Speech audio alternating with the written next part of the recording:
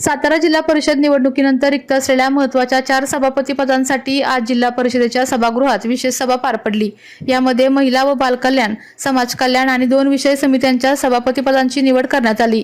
या 4ही जागांसाठी राष्ट्रवादी आणि शिवसेनेच्या वतीने अर्ज न भरल्याने भाजपच्या वतीने प्रत्येक सभापती पदासाठी एकच अर्ज आल्याने ही निवड बिनविरोध झाल्याचे जिल्हाधिकारी संतोष पाटील यांनी अधिकृतपणे घोषित केले।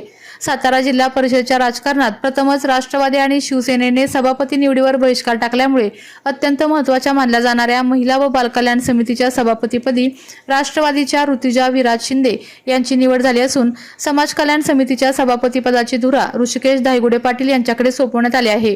या व्यतिरिक्त अन्य 2 विषय समिती सभापती म्हणून लता अविनाश करणे आणि तेजस्विनी विक्रमशील कदम यांची बिनविरोध निवड करण्यात आली। या नवीन सभापतींचे भाजपचे मंत्री शिवेंद्रसिंहराजे भोसले, मंत्री जयकुमार गोरे, माजी खासदार रणजितसिंह नाईक निंबाळकर यांनी अभिनंदन केले।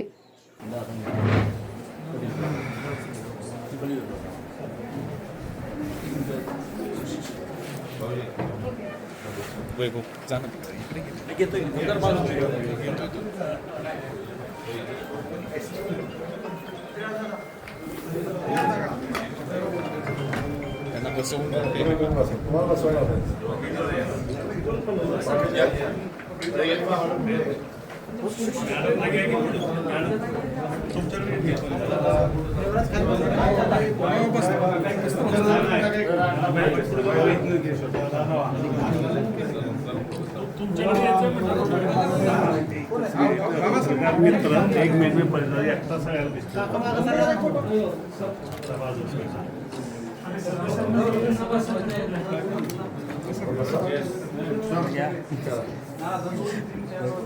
मॅडम समोर एक